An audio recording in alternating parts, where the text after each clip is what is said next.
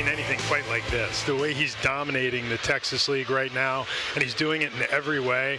He's got a 1 ERA, and he only gave up runs in roughly 1 inning all year long, which is pretty phenomenal. He's missing bats. He's deceptive. All that said, we always think that the most logical thing to do with our best starting pitcher prospects is continue to develop them in a good pitching environment, which we have down at Dickey Stevens Park in Little Rock. I'm sure there'll be an opportunity to get Kade up here to Tacoma, but like all those others I mentioned before him, I think between Logan and George and Wu and Bryce, they took one start in Tacoma on their way to Seattle. So there's a reasonable chance that he's making his way to the Pacific Northwest at some point. He's just been that dominant. But right now we do have to make sure that there are innings for him to throw here without creating even more disruption than we're experiencing right now. Jerry dropping a major hint there. That was Jerry Dipoto on the Mariners broadcast last week talking about Kade Anderson. Let's bring back Brad Adam from the Mariners broadcast team. And Brad, it sounds like Kade will get the call up at some point this season. How exciting will it be to have that young arm added to the Mariners pitching staff? I think it's going to be really exciting, Paul. In spring, everybody was talking about Kade and how advanced he was and how thrilled they were to get him at number 3. And they're like, maybe there's a chance that he'll come up this year.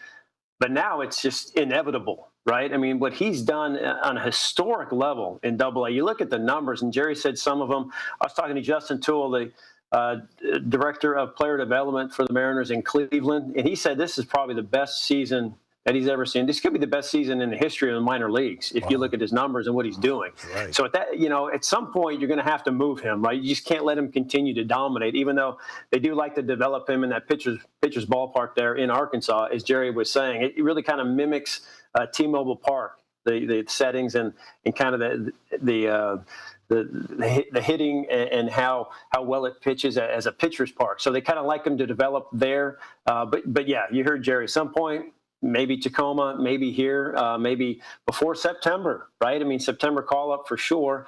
And then what, right? Bullpen, does he get a spot start? Is something going to happen? I mean, who knows what the future may hold in the next couple of months. But super high on this guy with obvious reasons. And, yes, he will definitely be part of the Mariners at some point this season, which is really exciting, I think, for everybody, because what he's doing is just, never been done before.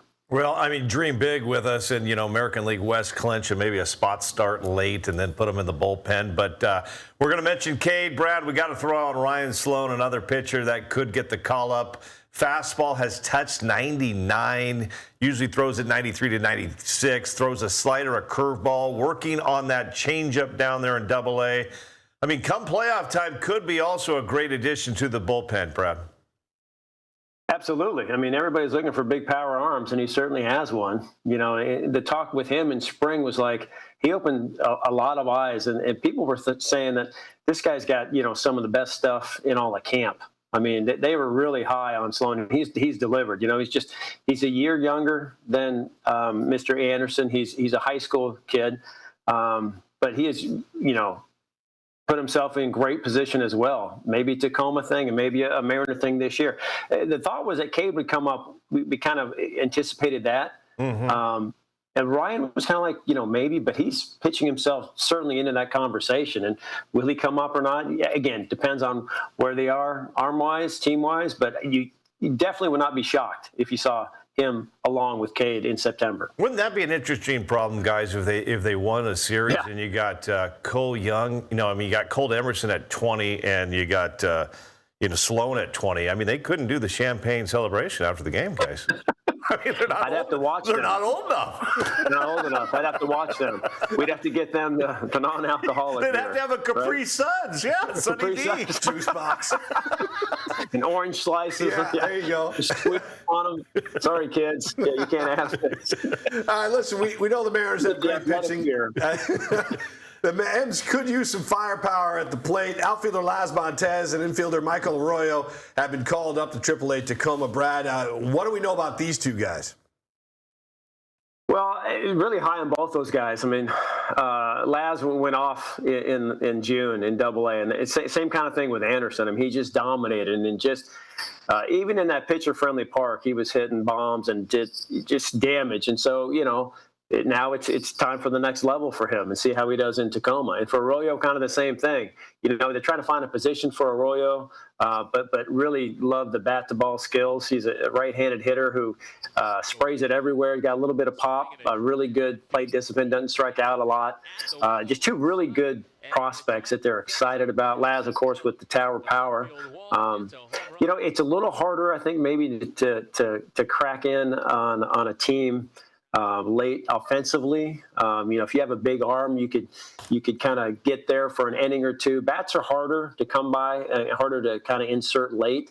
These guys are impressive, no doubt about that. Then will we see them in September and they expand? We certainly could do that, but right now I don't think there's a real need offensively for them. I mean, you kind of look at everybody now that everybody's back, but you never know, right?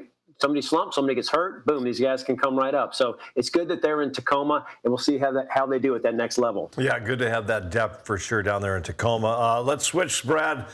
Talk some soccer. You watched the game last night from Miami. Forget about the game for a sec. You were back here. You've seen some games, the environment in Seattle. Yeah. You were there on Friday when the U.S. team was introduced at T-Mobile Park. Just in your thoughts, somebody that's been covering sports in the great city of Seattle for a long time, just what did you think about Seattle and all this World Cup coverage? I thought it was great. I thought it was great that Seattle embraced the World Cup, that certainly the other nations came out. The watch parties across the street at Victory Hall I thought were really cool. We had a watch party here. There's a shocker, the beach bar here in Miami that had a big screen. Surprisingly, yeah. And there were a lot of team guys there, people watching it. Everybody kind of got into the red, white, and blue. Which was great, right? You always want to back your country. And the World Cup was just a lot of fun, I think that Pioneer Square showed off really well. I think Seattle showed off well. The stadium was fantastic. A lot of positive reviews. And guys were talking to the U.S. team when they came in, and they said how great it was. Christian Roldan certainly knows how great it was. Sorry that they couldn't win that last game, but to have two games in Seattle, I think was outstanding. And you saw kind of the crossover, some soccer, baseball. You got guys who've never been to baseball games. A lot of those soccer fans would come over. And it was kind of fun to meet some of those guys. There were some Belgium media members that were at the game on Sunday. Never been to a game before, didn't know what really to expect or know anything about it. I told them, hey, Chris Egan would want you to go have a hot dog. So make sure you have a hot dog during a baseball game. So I think they did that. Well, but it showed out well, and I think everything went really well. Street closures, I mean, you can still get around. It was well run, and I hope that all the restaurants and bars and everybody got a big uptick, and everybody certainly enjoyed themselves. He's not here to defend himself, but Dave Valley, he ate most of the hot dogs on Friday night. Yeah, he did. Hey. Yeah. Anybody that knows Brad Adam knows you love the game of golf, very good at golf.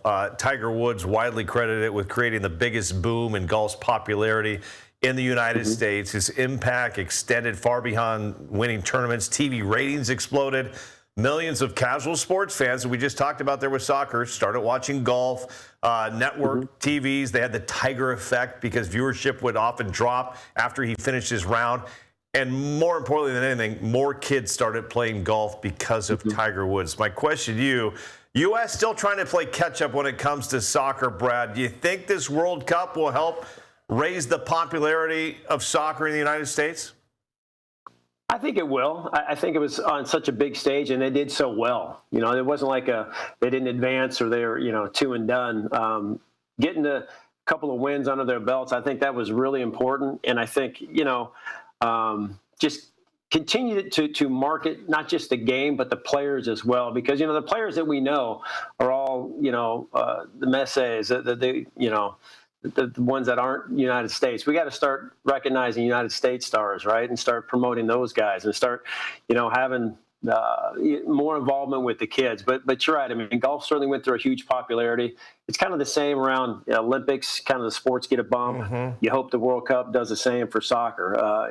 Certainly a great game that very accessible to kids, which is good to see. And you hope you get some heroes and people looking up to soccer and guys in the United States, and just keep playing, and we'll see. Hopefully, soccer just keep growing. Okay, definitely popular in Seattle, sure. Yeah, quick question for both of you. Do you like baseball where the ump just says you're out of here, get ejection, or do you feel like you like the yellow card warning?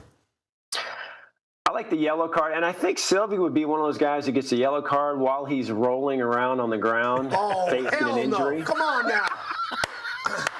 You know. I think he would be like the one, and then as soon as he got the card, he'd just pop right up and be like, okay, we're good. Yeah. Yeah. Yeah, Brad, that's him getting off the airplane from that long trip from Santa Clara. Exactly. Oh, my He's like, whoa, first class. My ankle. Like, yeah, Man. like, geez, guys, a first class, Of my all gosh, the games they I ran out of- watch and I record, I wish I could just make my own highlight reel. These guys rolling around and the replays of them not even getting touched and going, like this. It is my worst pet peeve when it comes to soccer. It makes me not like the sport for sure. I agree. They should do something about that. But yeah, no doubt. Yeah. It's spoken like a man that just flies first class, isn't it, Egan? Yeah, it really is. And you and I, meanwhile, are back in the seat 44. He's got the big chair right now. Look at him leaning back. Yours doesn't recline, does it, Chris? Yeah, I remember going. Yours doesn't recline. Not only the worst time ever, Brad, was we're at the airplane and Paul's talking to this King 5 fan about wrestling. He says, "Egan, come on over," and obviously wanting to put the fan over and hang with me. All of a sudden they go, first class, now boarding, and Paul's like, "See you, Egan, I gotta go." Gotta go. Leaves me with this guy to talk wrestling for 20 minutes because I didn't get aboard until 44F. But whatever. I'm really sorry I did that to you, Chris. Yeah, I'm Group E as well, boarding. So yeah, must be nice to be the boss, huh? Listen, Love Brad, we appreciate your time, man, and thanks for having a little fun with us today. And we'll look forward to seeing you on the Mariners broadcast tonight, and hopefully a few wins this week down in Florida. Thanks a lot.